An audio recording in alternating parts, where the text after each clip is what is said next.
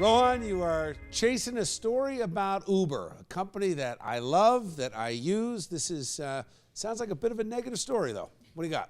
An Uber driver in Michigan has been arraigned on 6 murder counts after a killing spree over the weekend. Closer to home, I talked to a young woman who had a bad experience when she tried UberX for the first time. Kate in Collingswood, New Jersey, she was planning on going to have an impromptu girls' night at her friend's house in Mount Laurel, New Jersey. She had heard good things about Uber, so she decided to download the app and give it a try. Now, her driver, Alexander, as shown in the Uber app, he showed up, and he was supposed to be driving a Lincoln Town car that the app stated, yet he was in a different car. Now, Kate got in. They proceeded on the about 8-mile trip over to Mount Laurel, and halfway through on Route 38 in Cherry Hill, New Jersey, Kate saw flashing lights behind them. So her Uber driver pulled over.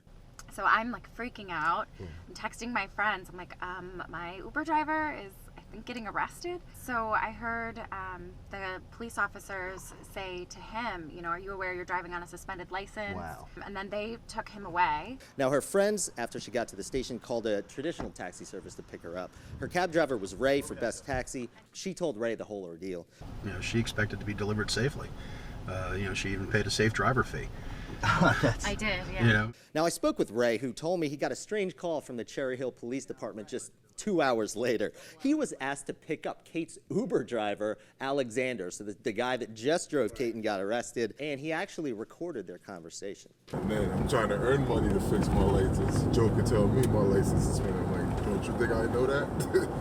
So how you doing Uber with a suspended license? I don't get it. It's not, if it didn't just, since it's recently happened, They don't know yet? they don't know yet. But if it happened like maybe 2-3 months prior to that, they would have found out. So I reached out to Uber, I told them the story, and asked them what their protocol is. And I quote, "We take the safety of both riders and drivers very seriously, and the driver in this case has been barred from using the Uber platform as we investigate this incident." If you are choosing to use a service that thrives and is bringing down your costs because of less regulation, don't complain when that regulation that should weed out these things is not in place. You assume some, I don't even want to say the word risk because she wasn't really in danger. You assume some risk or some responsibility when you use this service. I've gotten into so many car accidents with cabs where they just get out and they flee and you never hear from them again. I mean, it's terrible, but at least here you know you have some safety that you can be tracked and everything's on your phone. What do we say, Bill? Freedom's message.